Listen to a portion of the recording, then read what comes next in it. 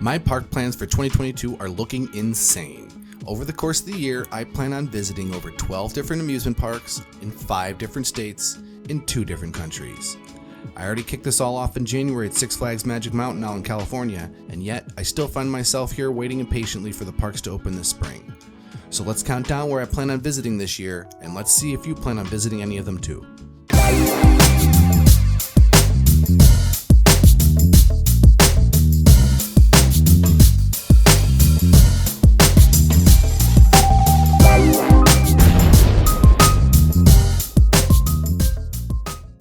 Kicking us off is my legitimate home park, Great Escape. Located just 15 minutes away from my house, door to gate, I have a cute family park with more theming than coasters to offer, but Great Escape isn't even officially given the traditional Six Flags name. It's officially called Great Escape, a Six Flags theme park, not Six Flags Great Escape. Kinda silly, but whatever. It firmly lets us know our place at the bottom of the barrel of the Six Flags chain, along with Ronde and Frontier City, who also don't get the official moniker. Here at Great Escape, the wooden roller coaster Comet is king. While not the best Woody out there, try and name me, if any, a better relocated wooden track roller coaster. Well, technically it is a hybrid coaster with steel supports and a traditional wooden track. This is one of the better maintained wooden coasters I've ridden. Butter smooth as far as wooden tracks come. Swing by this summer and check it out yourself, and check out our quaint little park. But more likely, you'll be in the area to check out Lake George. My other home park takes the number 9 spot, Six Flags New England. This is the park that revived the roller coaster enthusiast in me. When I visited last summer, the sights and the sounds of the Midway in Gotham City are exactly how I remember the Midway sounding at Six Flags Great America when I was a kid. Roller coasters running on all sides, flat rides spinning nearby, all joined by the cacophony of equally jubilant and terrified screams. While the bloated lines and dodging the crowds does suck, there's just something about the atmosphere at amusement park chock full of people on a hot summer day. I was reminded that for the first time in years this last summer at this amazing park. And what doesn't this park have? PTC, Intamin, B&M, RMC, SNS, Vekoma, Gerstlauer, Mauer, Zier, E&F Myler, they've got them all, except for maybe a Premier or Mock multi-launch. Ooh, we'll have to wait and see what they choose to replace the now demolished Goliath. Our 8th stop on this list is Ronde. I'm hoping to get to it this year, but we'll have to see what the boarding crossing situation is like in 2022. It's been quite difficult, if not impossible, for leisure travelers to drive across the border to Canada since the beginning of the pandemic. Flying? Yes. Driving? No. Things look to be relaxing in that regard, and if and when they do, this is the next closest park to my house. Ronde is home to a B&M Hyper, and did I hear someone say a Batman clone? I always geek out the chance to ride about another Batman clone. Sitting together at number 7 is Fun Spot America's Orlando and Kissimmee locations. I'm heading down to Orlando in April for a Florida coaster vacation. Combining them only made sense as there's only a total of 7 coasters between the 2 locations. I'll likely get on 4 of them: Mind Blower, Hurricane at Kissimmee, and White Lightning and Freedom Flyer at Orlando. Maybe one of you can convince me in the comments to fork out the extra $10 each for Galaxy Spin or one of the kiddie coasters. Which of the 2 wooden roller coasters do you prefer at the Fun Spot locations? Let me know. Rolling into the station number 6, we have Six Flags Darien Lake. While it doesn't sound like the Ride of Steel is heading for SB&O just yet, it does unfortunately sound inevitably eventual with the current ownership and operational structure at Darien Lake. But that's a whole nother can of worms that I'd rather not to open right now. Darien Lake is my nephew's home park, and I look forward to riding some of the coasters with them. Tantrum would be my first Eurofighter, and I'm excited to ride that OG Intamin Mega Ride of Steel. And is Predator really as bad as everyone says it is?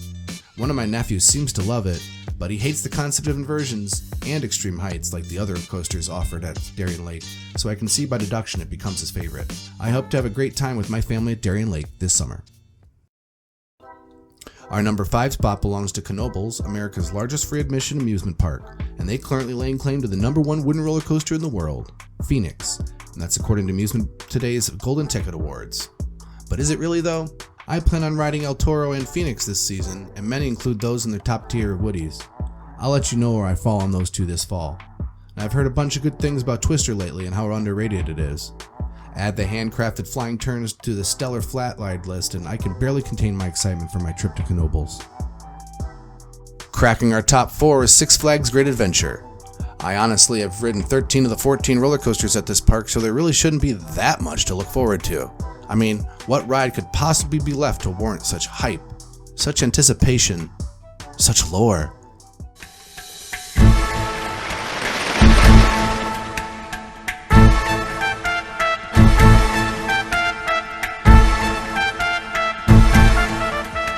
I'm also planning on visiting here with a good friend from my days in Las Vegas, so I'll be revisiting all the coasters again in early June with him.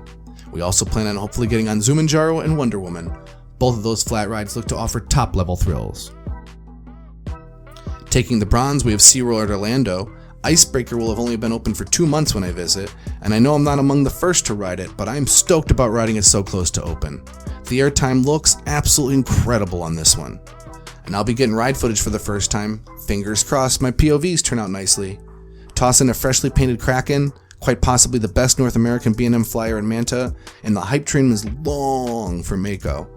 Does it live up to its hype? I'll be able to get multiple re-rides on all of these, and I hope to snag a sunset ride in Mako while I'm there. Snagging the silver medal was my last minute addition to my Florida plans. I'll be able to get over to Busch Gardens Tampa for a day and hop on a few of their amazing machines. Eyeballing my overall #1 spot since the day it opened is Iron Gwazi. When I was out in California, I was let down with a slower, not even close to dueling ride on Twisted Colossus, so I'm hoping this hyped up RMC doesn't let me down like that one did. But I highly doubt it with all the reviews and POV reactions I've seen. I guess I'll have to make one of my own. Add Montu, Tigris, Shikra, Kumba, and Cheetah Hunt on top of Iron Gwazi, and Busch Gardens Tampa looks to have a stellar coaster lineup. My #1 anticipated park visit this year is my visit to Hersheypark. So many enthusiasts list this as one of the best amusement parks in the country, and due to an extended family trip this summer, I did the math and it was worth snagging a king-size pass for myself for the year. I'll be looking to make as many trips as I can possibly fit into my schedule, the first being opening day on April 2nd. Hersheypark lays one of the best coaster lineups in a single park. Super Duper Looper, the rethemed Jolly Rancher Remix, Fahrenheit, Storm Runner, Great Bear, Candemonium, and Skyrush, and that's just half the coasters at Hersheypark. Add the Hershey Triple Tower, Tidal Force, and the other stellar flat rides on top of their included water park and Zoo America. It's no wonder everyone raves about coming here to Hershey. I'm stoked for my first visit in April and my family trip in August. Which of these parks are you excited to visit in 2022? How would you rank these if you had your way? Let me know below in the comments, and do us a favor and drop a like on the video to help me continue to grow this channel. Thanks as always for watching, and until next time, let's ride!